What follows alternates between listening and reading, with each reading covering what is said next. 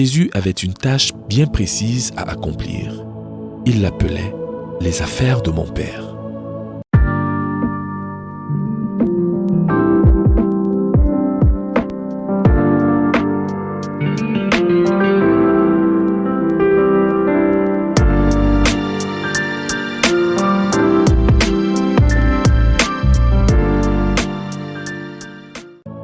Ses affaires ont motivé ses actions depuis l'âge de 12 ans jusqu'à la fin de sa vie.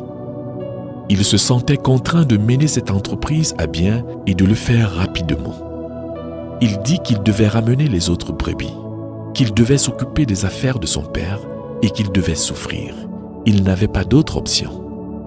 Il savait ce qu'il devait faire et s'appliqua à le faire. Notre problème est que nous agissons de façon très indifférente.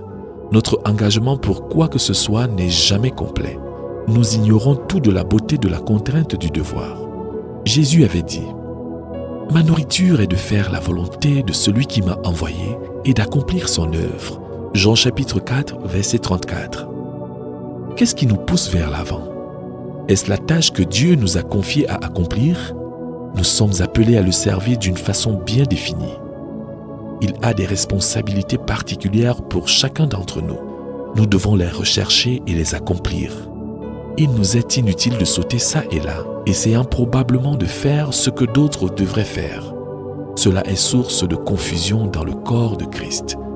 Il nous faut le faire le point devant Dieu, évaluer ce que nous avons fait jusqu'ici pour sa gloire.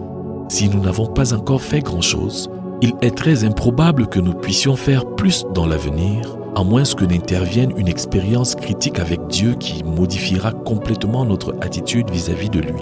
Nous devons agir maintenant. Les occasions qui sont les nôtres aujourd'hui pourraient ne plus se présenter à nous. L'hostilité du monde vis-à-vis de Christ ne diminuera pas dans l'avenir. Ne devrions-nous pas, nous qui sommes appelés de son nom et qui cherchons à le servir, regarder à lui à nouveau et lui laisser éclairer notre vision? Ceci est indispensable si nous ne voulons voir périr ce que le Seigneur nous a confié. Le Seigneur Jésus nous rassure que la pérennité du fruit est l'œuvre souveraine de Dieu. Cependant, il est aussi évident d'après les Écritures que le fait que le fruit demeure ou non dépend de la qualité spirituelle de celui qui le porte. A.W. Tozer a dit que les résultats qui suivent la prédication de l'Évangile varient proportionnellement au degré de sanctification du prédicateur. Cela veut dire qu'un homme avancé dans la consécration et dans la sanctification produira des fruits plus durables qu'un homme qui prêche l'Évangile tout en commettant encore le péché. Je crois que cela répond très bien à l'enseignement du Seigneur, à savoir que le fruit qui demeure est le résultat du fait de demeurer en lui. Je pense que le fait que beaucoup de ceux qui confessent leur salut s'éloignent du Seigneur est dû en partie à la qualité de nos prédicateurs. Nous devrions demander au Seigneur des prédicateurs qui connaissent d'expérience la croix, dont l'union au Seigneur dans sa mort et dans sa résurrection est réelle, dont la consécration est complète et qui sont quotidiennement en train d'être remplis du Saint-Esprit. Si nous ne demandons pas et ne recevons pas de tels prédicateurs du Seigneur, nous continuerons à avoir des hommes centrés sur eux-mêmes auxquels il manque les qualifications importantes de base et par conséquent le fruit ne demeurera pas. Car tel père, tel fils. Sommes-nous qualifiés pour la tâche consistant à porter du fruit abondant? Nos mains sont-elles pures? Connaissons-nous la puissance du Saint-Esprit promis? Nos cœurs brûlent-ils d'amour pour Dieu et pour l'homme? Porter beaucoup de fruits est le résultat du fait de demeurer dans le Seigneur, d'une dépendance totale vis-à-vis du Seigneur de la moisson et de l'esprit de la moisson. Les premiers disciples du Seigneur apprirent très tôt cette leçon dans leur marche avec le Seigneur. Cela se passa au lac de Génézareth. Les disciples avaient travaillé en vain toute la nuit, espérant attraper du poisson.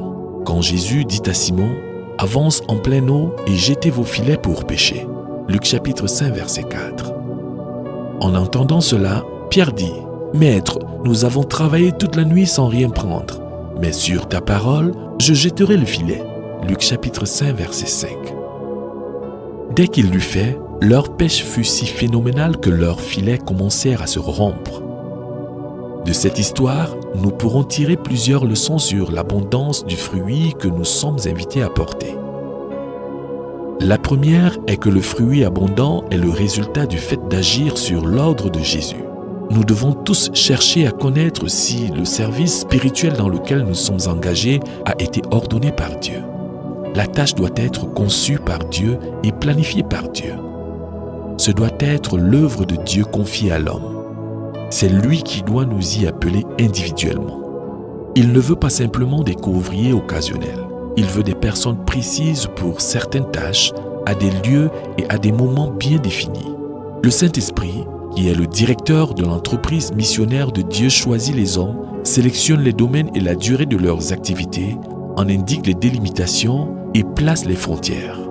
Nous devons nous arrêter et nous demander à propos du travail que nous faisons. Est-ce Dieu qui m'a appelé à cette tâche ou bien l'ai-je entreprise de ma propre initiative? Tout travail entrepris de notre propre initiative n'est pas le travail de Dieu et il ne s'y engage probablement jamais. Il se peut que le travail porte beaucoup de fruits, mais serait-ce un fruit durable ou simplement du bois, de la paille, du chaume? Quand le Seigneur dit « Vas-y », nous pouvons nous attendre à du fruit qui glorifie son nom. Cela doit être notre but. La deuxième leçon est que le fruit abondant est le résultat du fait de lancer les filets en eau profonde.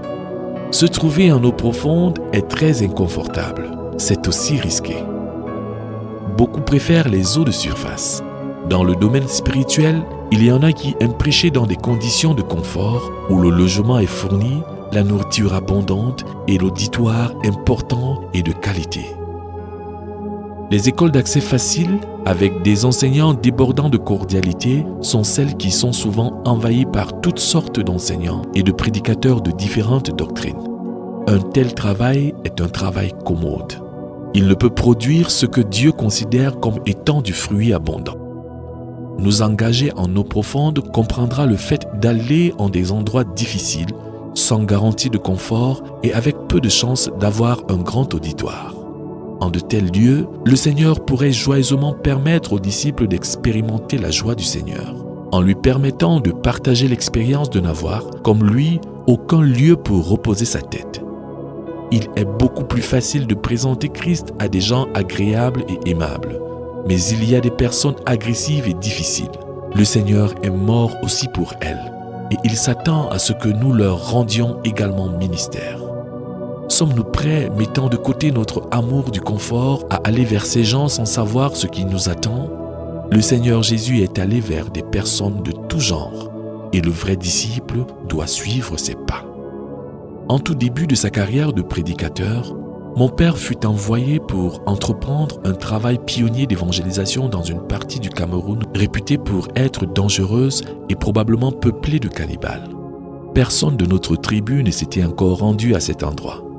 Quand mon père arriva à la maison et annonça à ses parents et à ses proches qu'il allait partir pour cette région, tout le monde éclata en sanglots. Contrairement à toute attente, les personnes qu'il y trouva le reçurent avec amabilité et il travailla plusieurs années dans cette région. L'église qu'il y a fondée a aujourd'hui des milliers de membres. En vérité, je vous le dis, si le grain de blé qui est tombé en terre ne meurt, il reste seul. Mais s'il meurt, il porte beaucoup de fruits. Jean chapitre 12, verset 24. Nous vivons dans une époque enfiévrée par les chiffres. Beaucoup aiment demander « Combien d'âmes avez-vous conduites à Jésus-Christ » ? Combien de personnes ont été sauvées au cours de ces réunions ? Une pression évidente est exercée en ce qui concerne les chiffres. Et beaucoup sont tentés d'exagérer les leurs pour gagner l'estime de leur interlocuteur. Nous ne sommes pas contre le fait que beaucoup d'âmes soient sauvées. Au contraire, notre plus profond désir est de voir des millions de personnes parvenir au salut. Il y a également une grande recherche de miracles comme une fin en soi et une véritable pression est exercée sur les gens pour fabriquer des miracles. De ce fait, miracles et nombre de convertis peuvent être trompeurs. Ils peuvent gonfler l'orgueil d'une personne qui n'appartient pas vraiment au Seigneur.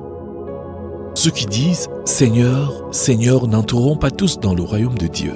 Plusieurs me diront à ce jour-là « Seigneur, Seigneur, n'avons-nous pas prophétisé par ton nom ?»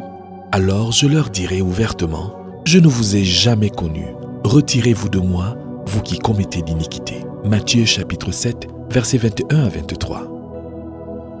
Nous pouvons prophétiser, prêcher, enseigner, évangéliser, chasser des démons et faire toutes sortes de miracles.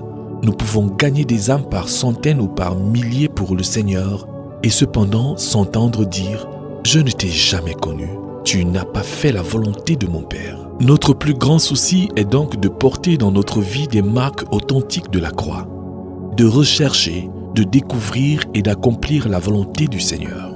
À la lumière de tout cela, que dira le Seigneur à notre sujet et au sujet de notre œuvre? Dira-t-il « Je ne vous ai jamais connu, retirez-vous de moi, vous qui commettez l'iniquité » ou bien dira-t-il « Venez, vous les bénis de mon Père, recevez le royaume préparé pour vous depuis la fondation du monde parce que vous avez fait la volonté de mon Père ».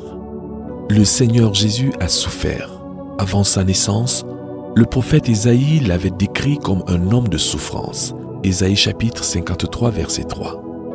Chaque pas que Jésus fit depuis le moment où il quitta la gloire du ciel pour la terre jusqu'au moment de sa glorification dans les cieux fut marqué par la souffrance. Il dit lui-même qu'il fallait que le Fils de l'homme souffrit beaucoup et qu'il fût rejeté. Marc chapitre 8, verset 31. Sa souffrance fut à la fois spirituelle, c'est-à-dire intérieure, et physique ou encore extérieure. Dans le domaine spirituel, il a dû souffrir la douleur de quitter la gloire du ciel et accepter de descendre dans la dégradation humaine, de naître dans une étable et de vivre de façon obscure pendant 30 ans.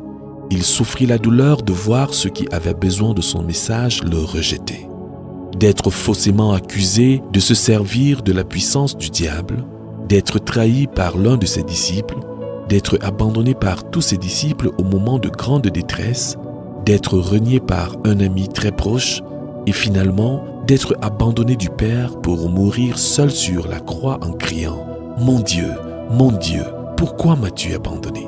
Matthieu chapitre 27, verset 46. Dans le domaine physique, il souffrit de la faim.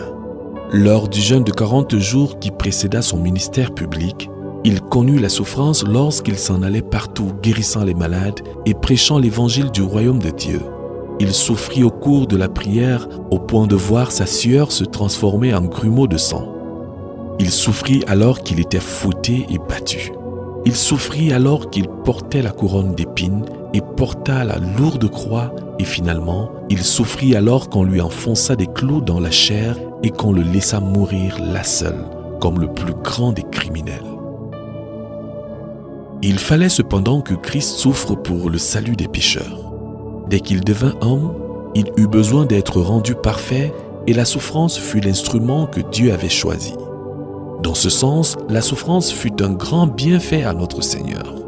La Bible dit « Il convenait, en effet, que celui pour qui et par qui sont toutes choses et qui voulait conduire à la gloire beaucoup de fils et leva à la perfection par les souffrances. » Hébreux chapitre 2, verset 10.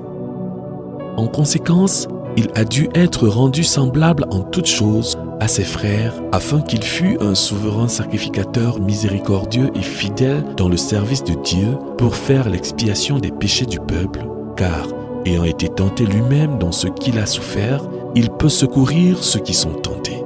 Hébreux chapitre 2, versets 17 à 18.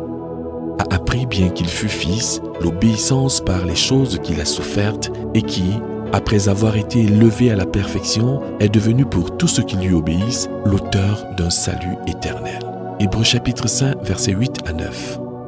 Mais il s'est dépouillé lui-même en prenant une forme de serviteur, en devenant semblable aux hommes et ayant paru comme un simple homme, il s'est humilié lui-même, se rendant obéissant jusqu'à la mort, même jusqu'à la mort de la croix.